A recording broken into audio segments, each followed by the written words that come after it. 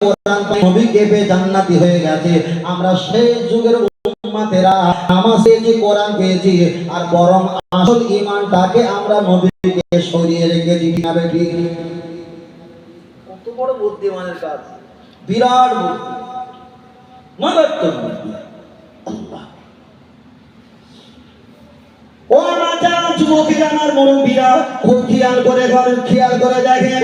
চলেন আমি আপনাকে একটা বার বললাম, লক্ষ্য করে দেখা যায় আমরা কলেমা শরীফ পড়ি কি লা ইলাহা ইল্লাল্লাহ মুহাম্মাদুর রাসূলুল্লাহ সাল্লাল্লাহু আলাইহি ওয়াসাল্লাম। আল্লাহ के सवा कोई इबादत के लायक नहीं है। मोहम्मद सल्लल्लाहु अलैहि वसल्लम खुदा ताला का बंदा और भाई को भेजा और रसूल है। আমরা কলেমা শরীফ পড়ি লা ইলাহা ইল্লাল্লাহ মুহাম্মাদুর রাসূলুল্লাহ সাল্লাল্লাহু আলাইহি ওয়াসাল্লাম। নতুন করে জান্নাতের রাস্তা দেখায়, নতুন করে যারা ইসলামকে মডিফাই করছে, নতুন করে যারা ইসলামকে রং মাখিয়ে সুন্দর কালারফুল করছে, ওরাই তো নতুন করে কলেমা বানিয়েছে।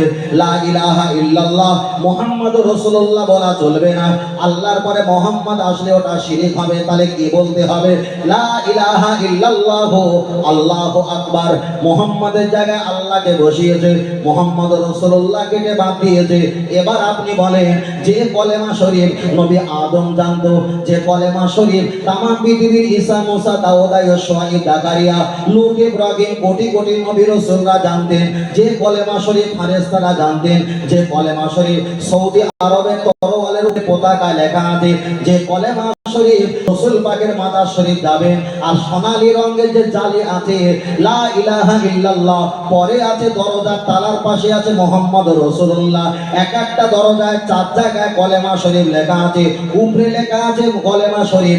আপনি যদি রাসূল পাকের মাদার শরীফের ভিতরে অংশ দেখেন, ওখানে হালকা করে সবুজ কাপড় আছে, আর সবুজ কাপড়ে এরকম ডিজাইন করে লা ইলাহা ইল্লাল্লাহ মুহাম্মদুর রাসূলুল্লাহ বলে লেখা আছে। তাহলে আমরা সারাটা জীবন এই কলেমা পড়েছি, আর নতুন করে যারা বলছে মুহাম্মদুর রাসূলুল্লাহ বললে এটা শিরক আর বেদাত হবে।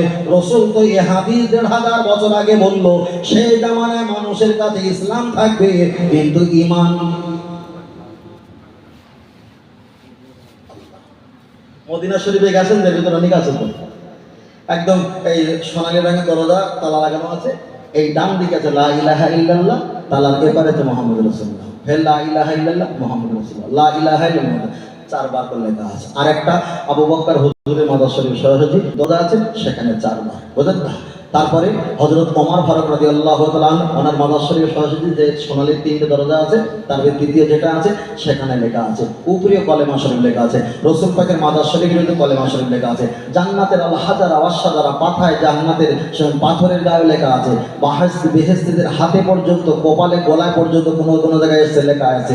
এমনকি সৌদি আরবের যে পতাকা আছে, পতাকা তরওয়ালের উপরেও লা ইলাহা ইল্লাল্লাহ মুহাম্মাদুর রাসূলুল্লাহ।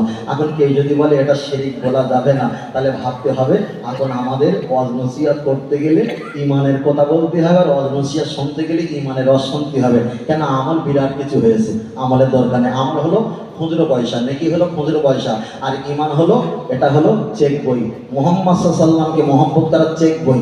যদি একটা বার এখানে যদি চেক বই যদি থাকে, খুচরোর জন্য টেনশন করতে আর অটোমেটিক খুচরো হয়ে যাবে। তাই বারবার বলছি, জীবনে মরণে নেকির জন্য ছুটবে না।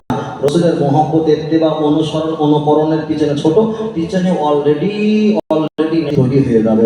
জোরে বলেন সুবহানাল্লাহ।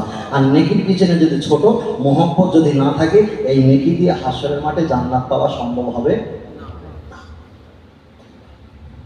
অনেকে আমার বলে, ভাই তোমার বক্তব্য বোঝাও খুব কঠিন, তোমার বক্তব্য ভুল ধরাও কঠিন, এখানে ভুল ধরতে গিয়ে কোন পেজ দিয়ে কোন জায়গায় নিয়ে যাবে, তা তোমার বক্তব্য মেনে নেওয়াটাও যেন কষ্টকর হয়ে যায়। আমি বললাম, ভাই শোনো, এই বক্তব্য নয়, এই বক্তব্য আমি পীর মাশায়েখের কাছ থেকে শিখেছি। পীর মাশায়েখরা যেভাবে বলেছে সেভাবে বলি, সেভাবে বলি, অপরকে সেই কথা বলি, বাবা এই রাস্তাটা এসো, এই রাস্তাটা আসলে কি হবে, ওনারা যে রাস্তায় গেছে আমরাও সেই রাস্তা যাব। তাই আমরা মোনাজাতে বলি না ইহদিনাস সিরাতাল মুস্তাকিম, চালাও সে পথে যে পথে তোমার প্রিয়জন কাছে চলি। এর ব্যাখ্যা মানে কি? আল্লাহ প্রিয় কারা? নবীগণ, সিদ্দিকিন, শুহাদা, সালেহিন, তাহলে নবীরা যে রাস্তা চলেছে, সিদ্দিকিরা সেই রাস্তা চলেছে, সলিহীন সব ব্যক্তিরা সেই রাস্তা চলেছে, সোহাদারা সেই রাস্তা চলেছে। তা আমি যে কথাটা বলছি এটা হলো এই রাস্তায় গেলে আল্লাহ আর রসুলকে সলিহীন বান্দাবান্দিরা যে রাস্তায় চলেছে এই রাস্তায় গেলে পাওয়া সম্ভব। অন্য যে রাস্তা আছে এই রাস্তাও তাদের জন্য সব একই, তবে এটা হলো সবচাইতে দুধ, ওটা হলো বাতাসার পানি। বাতাসার পানিও উপকার, দুধও উপকার, তবে বাতাসার পানির চাইতে দুধের পানিটা সবচাইতে বেশি। আমি ওটা খারাপ বলতে পারবো না, কখনো পারবো না, তবে ওটা পানি, তবে ওটা বাতাসার পানি, আর এটা হলো দুধ। আল্লাহ চলেন আমি আপনাকে বোঝাতে চেয়েছি, তাহলে কলেমা শরীফের কথা বলছি, চলেন একটাবার আগিয়ে যাওয়া যায়। সমাজের অনেকের পিছনে আমরা জলসা মাহফিলে যাই, অনেক সময় দেখতে পাই মসজিদে জামাত শুরু হয়ে গেছে, আবার কিন্তু জামাত যদি না পড়ি এলাকার মানুষেরা বলবে হুজুররা ওয়াজ নসিহত করে, এরা নামাজ পড়ে না।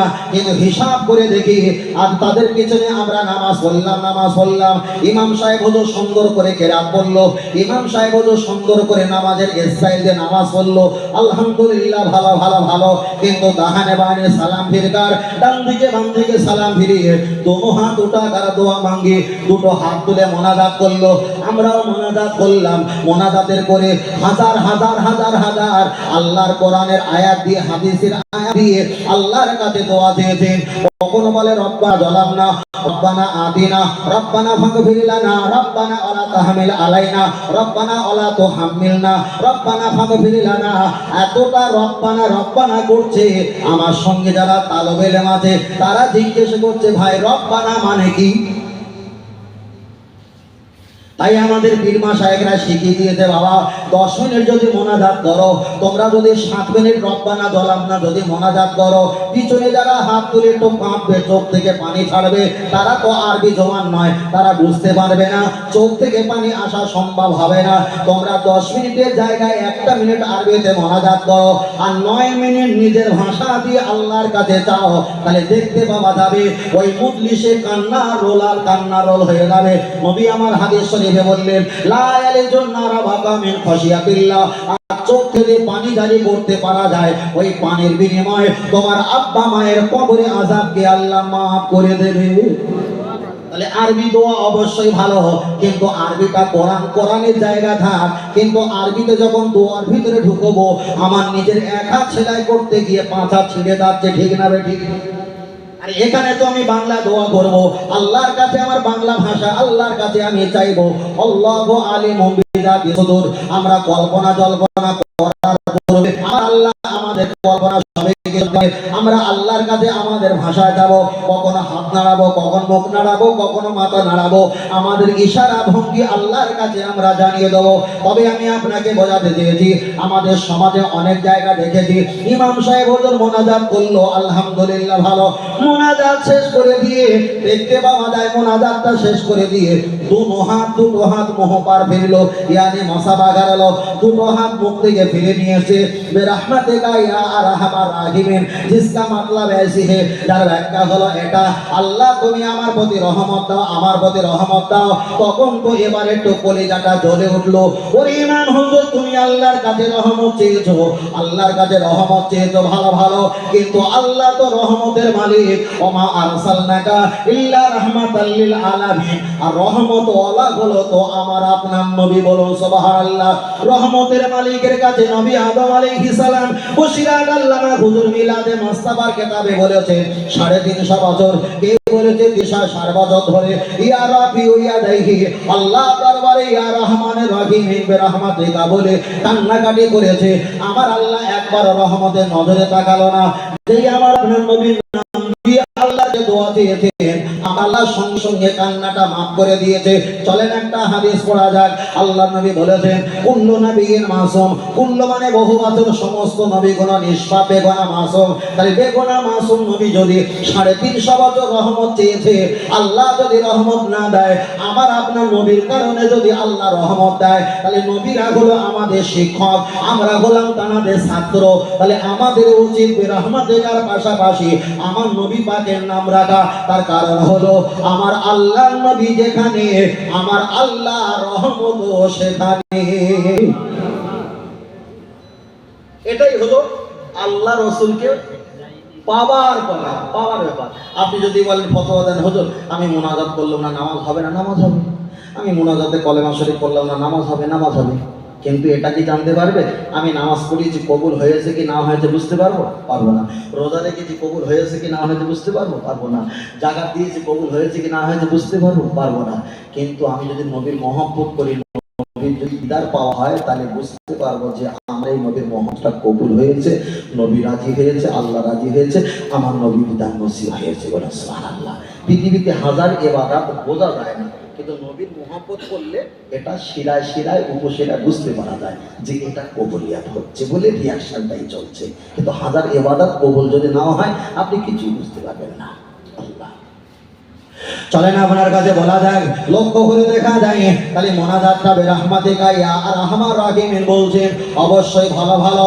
আর উপস্থিত পাড়ার ইমাম সাহেব উনি যখন নামাজ পড়ালেন আলহামদুলিল্লাহি রাব্বিল আলামিন বলে মোনাজাতটা শেষ করলেন, অবশ্যই ওটা ভালো। কিন্তু আপনাদের মাদের পাড়ার ইমাম সাহেব কলেমা শরীফ পড়ে লা ইলাহা ইল্লাল্লাহ মুহাম্মাদুর রাসূলুল্লাহ বলে মোনাজাতটা শেষ করলেন। তিনটে কলেমা তাসবিহ হলো, একটা হলো লা ইলাহা ইল্লাল্লাহ, একটা হলো বেরহমাতিকা, একটা হলো আলহামদুলিল্লাহি রাব্বিল আলামিন। তিনটে তাসবিহ নিয়ে আমার নবীর দরবারে চলে যায়। ইয়া রাসূলুল্লাহ হাবিবাল্লাহ, তিনটে ইমাম সাহেব তিন রকম তাসবিহ পড়েছে। এখন কোন তাসবিহটা সবচাইতে ঈমানের পক্ষে ভালো, কবুলিয়াতের পক্ষে ভালো, আল্লাহ এবং রাসূলের